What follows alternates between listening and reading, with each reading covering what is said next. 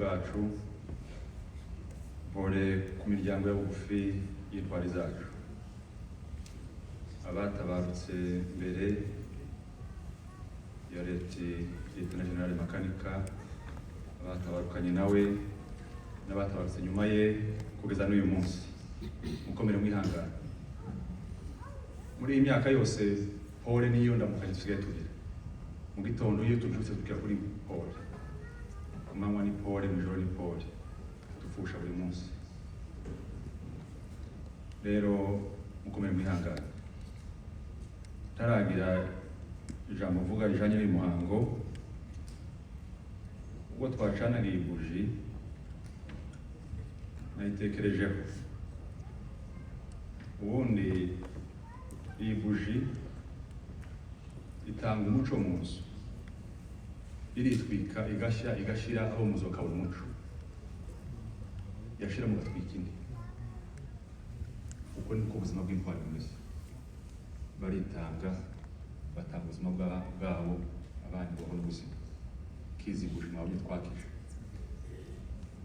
Rero reka nongere abarwanashaka bari hano bahagarariye muri Amerika bahaguruka aho bari, aho bicaye, nongere bashimire. Barashaka wese uri hano haguruka aho muri, twongere tubashimire. Barwanashaka turabashimiye. Umuryango wacu mugari w'amahoro mudusaba gutabara ubwoko bwacu dutanze imisanzu muri dukeya dufite, ariko abana biyemeje ukuba gatatu umusanzu mwadusabye. Nimba mwadusabye 45 bagatanga 45. Turabashimiye kandi ntugacogore muzabure gutyo. Murakoze cyane.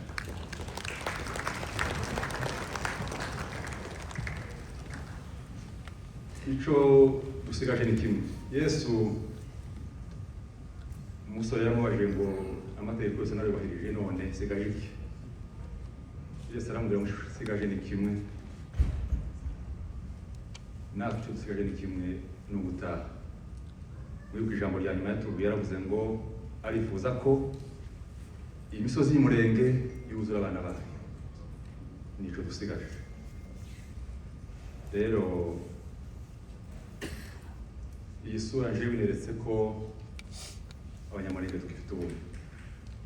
Abari mu bumwe barababarana, bagatabarana, bagahumurizanya, bagakomezanya. Nubwo hari amashami makeya yagiye yitanyura, ariko amashami menshi twese turashashamikiye hamwe. Kandi ishami iyo ryitanyutse ku giti riruma, nta buzima rero rigifite. Kuba umunyamurenge ntacu muri abanyamurenge, ubunyamurenge bwawe ntacu bumaze. Rero mukomere. Ijambo ry'uyu munsi twongeye kubabara, ariko bavandimwe banyamurenge, inshuti zacu, abadukunda mwese duteraniye hano, uyu munsi duteraniye hano mu kwibuka intwari y'ikirenga y'ubwoko bwacu, Leta General Rukunda Makanika, ndetse hamwe n'izindi ntwari zose zabatabarutse kuko twatuze imbere ye, n'izindi zatabarukanye nawe mumaze kumva uwo munsi, ndetse n'abandi batabarutse nyuma ye kugeza n'uyu munsi n'isaha turi hano. Kubera iki bashizwe mu ciciro c'intwari? Bisaba iki kugira ngo umuntu abe intwari? Intwari ni umuntu ki? Kuba intwari ni ukugira umutima udatinya, gushigikira iciza, kugaragaza ikibi no kukirwanya. Kuba intwari ni ukugira ubwitange, kwigomwa inyungu zawe bwite, ugaharanira inyungu rusange. byaba na ngombwa ugatanga ubuzima bwawe kubw'abandi. Intwari irangwa no kugira ubushishozi, kureba kure no kumenya ukuri kutagaragarira buri wese. Kuba intwari ni ukuba intangarugero, birangwa n'ibikorwa bihebuje bibera abandi urugero rwiza. Intwari irangwa n'ukuri kandi ikaguharanira. Ntacyo wakora ngo urwanye ukuri kuko ijambo ry'Imana rivuga keretse kukurwanira. Amaherezo ukuri kuratsinda. Rero intwari irangwa n'ubupfura no kugira umuco mwiza mu mibanire no mu mikorere. Intwari irangwa no kugira ubumuntu, birangwa n'umutima ukunda abantu ku buryo buhebuje kugeza naho utanga ubuzima bwawe kubw'abandi. Ibi tuvuze byose hatabuzemo na kimwe nibyo byaranze intwari yacu twibuka uyu munsi, Lieutenant General Rukunda Michel Makanika. Icyitonderwa, mwibuke igihe Lieutenant General Rukunda yazamutse atabaye ubwoko, mwibuke ibibazo yahasanze. Yasanze abirwanaho banyanyagiye hose, badafite icyerekezo kimwe, badafite n'intego imwe. Arabegeranya abaha icyerekezo, bose bafata icyerekezo kimwe n'intego imwe. Yubaka twirwaneho imwe, twirwaneho yumva twese icyo turwanira cyo kubaho kwacu duhuje umutima, bose babihuriyeho kuva mu Rurambo kugeza mu Rugezi na za Bigogo n'ahandi hose. Lieutenant General yasanze umunyamurenge ku isi ntabwo wamuhaga ibyiringiro byo kubaho, ariko umunsi yahagaze mu misozi y'Umurenge atabaye aho umunyamurenge yari ari ku isi, yumvise icyizere ko hari ugiye guhagarika inkota iri ku bwoko bwacu. Bituma ibitekerezo byacu twese bihurizwa muri Makanika. Rero Lieutenant General ni umugabo wazamutse gutabara. Twese turibuka nk'uko bamaze kubivuga, ntacyo yari afite mu ntoki ze, ariko akoresha ubwenge bwe n'ubuhanga bwe. Ingoni z'umwanzi zisanga mu maboko ye, aba arizo abakubitisha, abaza kubitisha umwanzi. Twese turabizi ubwoko bwacu turi mu kaga gakomeye. Imyaka 9 irashize twicwa buri munsi, tuzira uko dusa, tuzira uko twaremwe. Niki dusabwa rero gukora? Nimba dufite umutima w'ishaka no gukunda ubwoko bwacu, tidushobora kubutererana mu bibazo nk'ibi. Ikibazo cy'ubwoko ukugira icyaha. Umunyamurenge ni wewe, umunyamurenge ni jewe. Twishire umwanya w'abasigaye mu gihugu barishwa buri munsi, tubabarane nabo, tubabazwe n'ubwicanyi leta yacu dukorera. ndetse na leta y'u Burundi yaje gufasha leta ya Kongo kwica abaturage bayo, abaturage bo mu bwoko bw'abatutsi muri rusange. Rero nshuti, bwoko bwacu tumaze imyaka 9 tutakirisi, isi yose twaratabaje, dukomeje no gutabaza. Ijwi ryacu tubashaka kuryumva. Bwoko bwacu duhaguruke, twakirane uyu mutwaro w'intambara batwikoresha. Abantu bamwe ntibakirana imitwaro, ntibatabara, bashaka kwirebaho gusa, bakaba banyamwigendaho, abandi bakagira ubwoba bw'ubuzima, bagatinya no gutanga umusanzu. Dukanguke, tubyuke, duhaguruke rimwe twese. Isi ntidukunda, twirwaneho. Niyo ntego y'uyu munsi, twirwana tudashira, twiha agaciro, twitange, dutange umwanya wacu, dutange ubushobozi dufite bwose. Ndahamya neza ko imbaraga dufite turakoresha 30%. Duhaguruke, duhaguruke rimwe twese, intambara yarangira vuba. Nimba duhaguruke rimwe twese, twashira muri herezo. Ntabandi dutegereje bazadutabara, twebwe turi kumwe n'Imana yacu, nubwo yatinda amaherezo izadutabara. Harakabaho abanyamurenge, harakabaho kwirwanaho kwacu. Murakoze.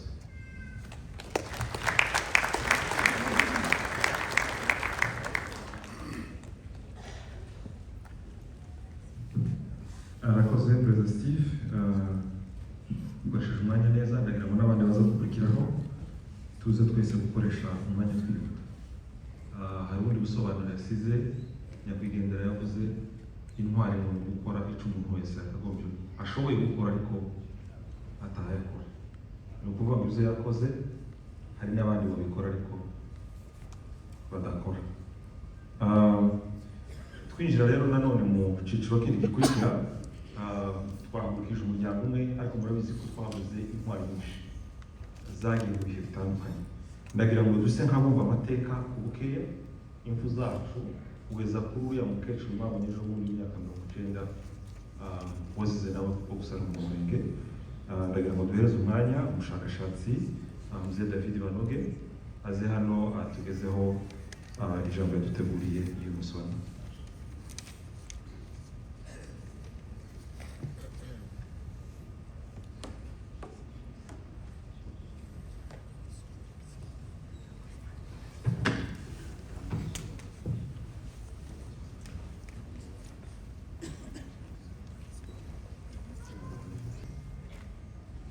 Twese bavutse azapfa. Usually everyone will die at some point. Ariko hejuru y'uko ko dufite iyo deni ko tuzopfa kubera ko twavutse, abanyamurenge tukagira izindi mpfu zacu twihariye twenyine. But even though everyone will die, but us Banyamulenge have a particularity in the way we die. Izo mpfu rero nuko dupfa tuzira uko Imana turema. The kind of death that we die are because of who we are. Nizo ziriya mpfu zose tuzi muzabumva hano. Dufite abasaza bazibonye, abatarazibonye nabo barazibwiwe. Izo zose twahuye nazo twazize yuko Imana yatugize uko tumeze. So all of the death that we hear about from the elders to the current generations, this is all because of how God created us. Tuzi abantu bacu bapfuye bamwe twebwe tutarabaho.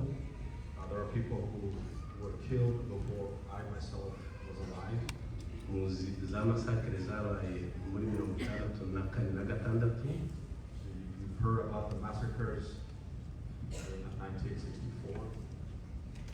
Abapfuye ku Kirumba, abapfuye ku Gatongo, Those who were killed in Kirumba and Gatongo. abapfuye mu Kirambo, those who were killed in Kirambo, abapfuye ku Munanira, those who were killed in Munanira, abapfuye mu Mutambara, those who were killed in Mutambara, abapfuye mu Minembwe bari mu Bakarani, abapfuye Inganji bari mu Barusimbi, those who were killed in Minembwe and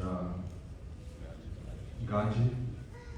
abo bose bishwe kubera uko Imana yabaremye. All of those were killed because of who they were. Hakaba rero abandi indi kategori ya kabiri kuri abo ngabo ni abapfuye bahaye barwana ngo tureke gushira. And the second category are those who were killed while fighting so that we can survive. Nyuma yo kubona twishwa kubera uko Imana yaturemye, After we've seen that we're being killed for what God created us for. bari abantu baguye ibaraka amagana nta kindi bazize nuko Imana yabaremye. Those who were killed in Baraka were killed because Abaguye mu Kamanyo nta kindi bazize nuko Imana yabaremye. similarly those who were killed in Kamanyola, Abaguye i Karemye, abaguye muri Vyura nta kindi bazize nuko Imana yabaremye. in Kalemi, in Vyura, all of those were killed because of how God created them. Ariko icyaduteranije uno munsi ni abapfuye bahaye banga ko abantu bashira. But we are gathered here to remember those who stood up and to fight so that we can survive. Ni ukuvuga rero nizo ntwari zacu. Those are the heroes that we're speaking Izo of. ntwari zacu zose zibumbiye muri Lieutenant General Michel Rukundo. So all of those fallen heroes, we see them through Rukunda Michel. Duhaye tumuvuga rero tuba tuvuga bariya bose bapfuye bahaye bashaka kurenganurwa. So when we speak about Rukunda Michel, we're speaking about everyone who died along side while fighting so that we can survive. Aba rero bapfuye bamaze kubona ko tugiye gushira, twababumbiye bavuze ijambo ryiza cyane ngo babumbiye muri Michel, nibo n'umunsi baduteranije hano. Tutibagiwe ko bahagurukijwe n'ariya masakiro yose tumaze kuvuga. So we're here to remember all of those who stood up, and even the Burundians say that we're here to confront those who were brought here in the same goal to fight for themselves. Navuze ngo sinturuka kure cyane, ndafata amateka magufi yo muri 1994 mu kwezi k'umunani n'ukwezi kw'icyenda ibyo bise komisiyo mvango. So I'm not going to go too far. I'm going to focus for the events that happened in 1964, what's referred to the Convention of Bangu. Bamwe muri mwebwe bari bahari, Some of you were alive at the time, abandi icyenda barazungishije. and others heard about it. Icyatumye mfata iyo evenema ni ukubera iki? Why am I choosing this particular event? Icyatumye mfata iyo evenema ni uko ibyavuyemo, rekomandasiyo zavuyemo zisa n'intambara zari turwana uno munsi. This particular event, I'm referring to it because the outcome of that event is what we're fighting. Komisiyo mvango yabaye constituée bayituma muri Nord na Sud Kivu kuza kumenya ibibazo bihari nyuma y'interahamwe XFR fraude buzimaze kwibereza hariya hakurya iwacu imiliyoni n'imiliyoni. Because from that convention or that event, Bangu, people were sent to come to study the areas in North Kivu and South Kivu after the genocide. Interahamwe were in the area. Muzosoma iyo komisiyo waba ushaka kumenya amakuru yayo kuva ku paji ya 43 kugeza ku 120 ndagira ngo ni document hari igifaransa bazasoma igifaransa. So I refer you to read the document which describes everything that happened. Ubwo baraje babona amakushe yose amoko yose. So the people who were sent came and visited everyone. Ariko icyantangaje muri iyo nakuyemo amajambo atatu yantangaje gushika ubu nyine tutapiye mvuga ngo niyo nibura ko nkabavuga okay. So there are a few things that surprised me because, and I'm going to come back to it. Abapfu rero, ababembe, abavira ndetse n'abashi, The Bafulero, the Bavira, and the Bashi, basouleve inquiétude bose zitatu. all of them pointed out, all of them together Bavuze pointed ko out ibibazo one issue. bafite ari impunzi za 59. They all say that they have an issue with people, refugees from. Umwami Rambi uravuga ngo ibibazo bafite ni abanyarwanda baje muri 50 entre parenthèses abita abanyamurenge. And they all say that the only issue that is in the area is the Banyamulenge or the Rwandan who fled. Muri ibyo bitatu navuze ariko iyo komisiyo yanga kwakira abanyamurenge. Bariya amuze milere bari bahari. And the commission refused to receive the Banyamulenge people, to hear from them. Ariko bakira komite za XFR n'interahamwe aho zari ziri zose barazakira. But chose to accept and listen to the XFAR, who were the Interahamwe. Rekomandasiyo zavuye muri komisiyo vangu kwari ukuvuga ngo turabasabye ngo mwirukane abanyamurenge. So that commission was very focused to chase the Banyamulenge. Ngo ariko However, ntibazemera. they will not accept. Uko rero kuvuga ngo ntibazabyemera nuko bari bazi ko turengana. Mugende muzobisome muzobisangamo. Niyo tuvuze ngo tubirukane tugerageze kubakura ruguru kuva mu biyogobogo na Minembwe n'ahandi komisiyo mufate strategy zose zishoboka ntibazatwemerera. So the commission decided that they would have to chase all the Banyamulenge out, but they knew that this would be very difficult. Aho kwemera ngo bave iri iwabo bazorwana bashike. And they knew that before the Banyamulenge accept to leave the mountains, they will have to fight. Bamuze manasiari abakora memorandum barayiba deposit turazigirizo za memo. Nikute mwoza kureba ibibazo by'abantu bari hano muri Uvira na Fizi na Bukavu mukanga kwakira leza kizeni yuko bose nitwe bwarko basidaka. So, and people were asking themselves, how could you come to hear from the populations and you fail to speak to those who are being Ndakeka ko batari bazi ko bakiri interahamwe. Ariko komisiyo tumaze kubona ibitabo dusanga bakiriye delegation z'interahamwe. Nobody knew that they have received this commission from Kandi Interahamwe. muri iyo komisiyo ababembe bavuze ko n'abapfurero ko hari training ikomeye cyane y'abanyarwanda mu Rubirizi n'iy'abarundi mu Ruvumbu. Ati bafite training nini icyo dusabira ziriya mpunzi no kubakorera amatoilette meza. Ariko icyo kumwe bwe tubasaba nka guverinoma y'Kinshasa mutwirukanira abanyamurenge. So they asked the government to care for the refugees that were in Sange, but all the other population asked that all Banyamulenge be kicked out. Umuntu akibaza ngo icyatumye bavuga ngo niyo tubabwiye gutyo nimudafata ingamba n'ibikoresho bikomeye ntibazabyemera wese wo kwibaza ngo niki cyatumye bavuga gutyo muzoyisome muzobisangamo. So all of those tribes warned the government. They say you need to come with heavy artillery because these people will not accept it. Icyatumye bavuga gutyo nuko bari bazi ko murengana. And they said that it would be difficult to chase you out. They knew that you were being falsely accused. Bari bazi ko ni twari tubarenganya abangaba nibave hano duturane na zino nterahamwe n'abantu ba FDLR baje kuba hani wacu. So they were aware that we were being falsely accused, but they were okay to live with the Buriya Interahamwe. decision yasohotse muri 1995 ivuga ibiriya kutunyaga ubwene gihugu naho ngaho byari byavuye mu ma differente commission y'ama communauté ababembe abapfurero n'abavira nico cyifuzo bari batanze muri Kinshasa. So they even had a wish to remove nationality from our people. It came from all those. Na biriya abandi buriya yavuze ibyanditse ibyo amategeko yasohoye. So they were going by what was written in those conventions. Ako karengane rero kuvuga ngo ntibazemera kurengana umuntu yo kubaza ngo niziye mpamvu nuko bazi ko hari haruguru ari iwacu. They knew very well that mountains in Mulenge basogokuru barahabatanze ari abapfurero ari ababembe nta n'umuntu wadutanze iriya. They knew that our forefathers were there first before even. Buriya tugiye ku kibazo cya autochtone bakunze kuririmba cyane kitaba no muri constitution ya Congo. When they refer about the being autochtone in the area. Buriya autochtone ni sur base ya territoire iwanyu. Iyo bavuze ngo uri autochtone iwanyu ntiwo kumbura muri base ayi uzokumbura ku Mugogo uzokumbura mu Gahwera uzibuka mu Rurambo uzibuka mu Minembwe uzibuka mu Ibogo. Umuntu ufite autochtone ni iwanyu ni hariya kwa abaso na basogokuru na basogokuruza. Autochtone is the land where your forefathers. Kandi muri kariya gace rero ntabwo bakadutanzemo. And we were there before them. Basogokuru hariya bahikiwe n'indarakira ngo bahari. Our grandparents had to even fight. Nta muryango udafite abapfuye kugira ngo babe hari hano. A lot of people have families who died while fighting. Dufite umwanya wo kuvuga amazina y'abantu bapfuye hariya basogokuruza kugira ngo tubone uko tubara. We cannot list all the names of people who Ariko ntangirira kuriya reka dutangire muri 64. So let's start from Ya jambo bavuze ngo ntibazemera.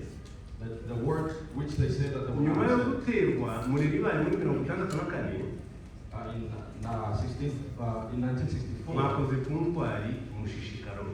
I heard you mention mushishikaro. bamaze kubona ko bidakunda After they've seen that this will be not an easy baravuze task, ati tuhaguruke tuje kwitega igitero turaza gushira tuzovana iwacu. so the people say that we're not going to stood and watch while being killed. uyu munsi yapfanye n'undi mugabo kuri gafi. Shishi died alongside with another man. abo bapfuye rero bari bamaze karengane. They died while fighting for themselves. abo bapfuye banga ko ubwoko bushira. They died because they saw that the population, everyone cannot be killed. nyuma y'ubwo nguko mu bibogobogo habayeho umuganwa. With Bibogobogo, n'abageze ba kanarufani se wa pasiteri Emmanuel nibo bagiye muri leta babasaba uburyo kugira ngo baswe kandi bazamura abantu bari bashize. some people got together. abo ni abari ndazi tutazibagirwa na rimwe n'abayero tutazibagirwa na rimwe. Those people went to plead to the mu government. minembwe abo nabyo bamaze gupfa, abo bakarangize karani bapfuye, batembwe bapfuye, bande bapfuye, abagabo barateranye mu minembwe ati turagira gute ko tudafite uko turwana n'abarobani. So after so many people had died, men got together and went to mu bagabo bari bagihari basigaye nzamuraje nk'intwari barimo ba pasiteri Murundanyi. some of the people that are still alive, like pasiteri Murundanyi, Ndabagoyi, Semabarabara barahaguruka baragenda bava mu minembwe mu ijoro baseruka ibaraga kurira butaka. men went from Minembwe, went down to Baraka to go plead to the Kumva government. badashobora guhangana n'abafite imbunda ariko nibura reka barebe ko basura kandi gukiza ubwoko baje gutabaza. Because they saw that they could not confront people with guns, so they went down to see the aho kwari government. ukwanga ko bava iwacu. Those acts are acts to refuse to die and to live. komisiyo mbanza imaze gukora biriya bamusenge rero bamaze kwandika bamaze gusakuzana amarehe mu rukino rwa. So after the convention of Bangu, some men stood up. habaye intambara hariya habaye amahoro make cyane ashoboka. Decision imaze gusohoka bimiriye bariya basaza kutagurisha inzu, kutagurisha inka, abe no kubagarira inzu yawe kuhakura bonyine barabibazizaga. So after the sinzi nimba Bangu, mubizi people were inzu yaraje kuvuga deprived. bigeze gufunga abagore ngo bakubiye kwa budede. People were deprived and were even inzu not si allowed yawe to access their ubutaka own si property. ubwawe n'ubwa leta. They could not sell anything. They were told that the land isn't theirs, it's for. abaguka banze ko dushira barimo ba rero rukeno rwa. Those who stood and refused that would be terminated. Among them are. Dwe twirukura umunsi bose babumbiye muri mishe. So all of those who stood and fight, we all see them through Michelle. Intambara 1996 iraba The war in abayirwanye ko ndabona hano imbere yacu. Icyo barwaniraga cyose bariya bapfuye kiriya gihe kwarukira ngo tutazi iwacu. all of those were fighting so that we survive and not be exterminated. 98 iraba In 59 came. buriya fega kunzi yabanje kunegosiya nabo bari bari kumwe ngo bareke kurwana. Abari hano mu bitangaho ubuhamya. Before the fight, Gakunze had started to see if they could broke a peace before fight. ariko kubera ko batabishaka bamurashe ahatega amaboko ngo turi kurwana. And he was killed while raising his hands up. Izo ni twari tutazibagirwa na rimwe mu buzima bwacu. These are our heroes that we remember today. bariya abantu bacu bose bapfuye navuze muri aya mwanya utandukanye kugeza mu gatumba. All of those people that I mentioned up to Gatumba. nibo batumye havuka twirwana iyo ngiyo yatangiye kuri mushiki kugeza kuri iyi ngiyi turi muri munsi.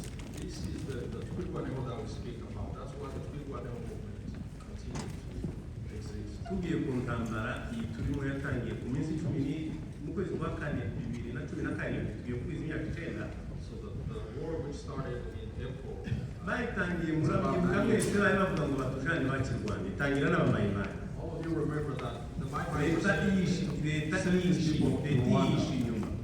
and the government was behind the mayimayi bimare kunanirwa leta ishe hanze. And when the Mai fell, the government came out in open. kandi ubwo bari kubananirwa bamwe muri izi ntwari zitarahaguruka yuko bagerageje gutwika imihana bakahunga bakaja mu wundi bagahunga bakaja mu wundi kugeza igihe Lieutenant General Michel abasanga. And they were burning villages, and though they failed, before some of our viewers had already been on our way to go and help those who were fighting themselves. uno munsi rero ni guha agaciro abapfuye bazibanga ko twicwa ukwimana.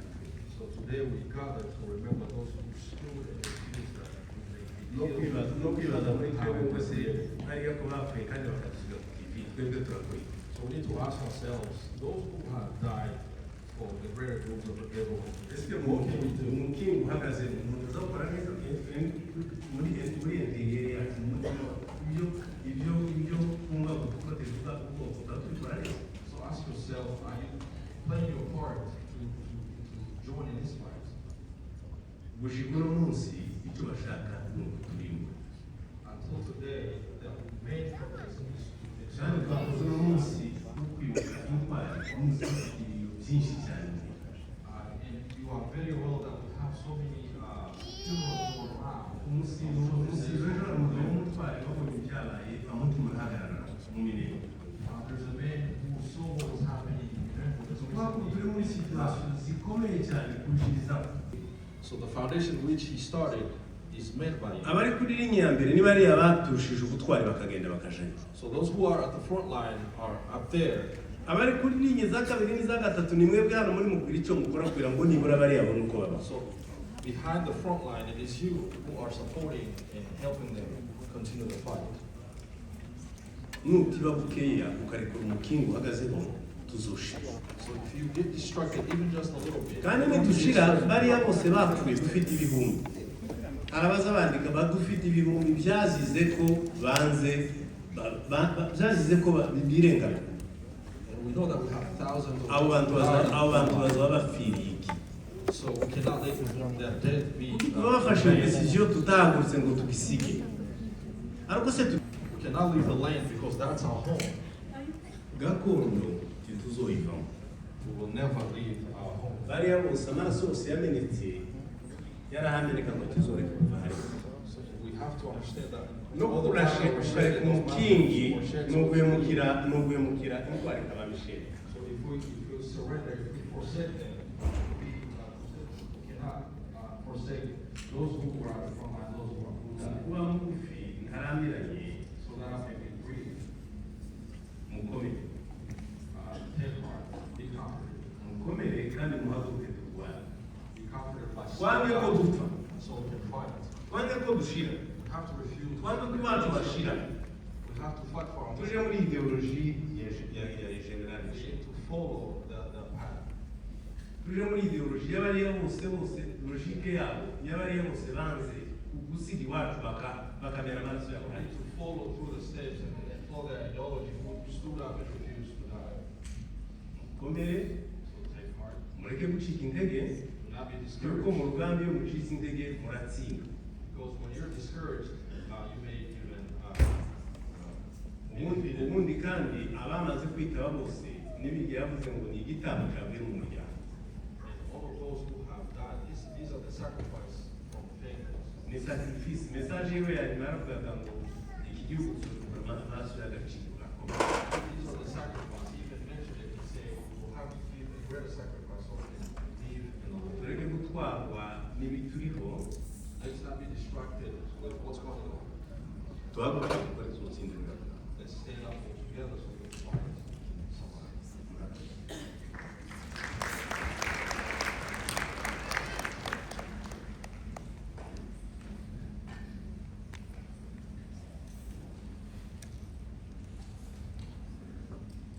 arakoze cyane mu kiganiro cyiza tugejejeho For great words that he shared. mu ncamake abashije gukora ku byagiye bitubaho. He just summarized some of the things, some of the events that happened in our lives. tumaze rero akanya twicaye ndagira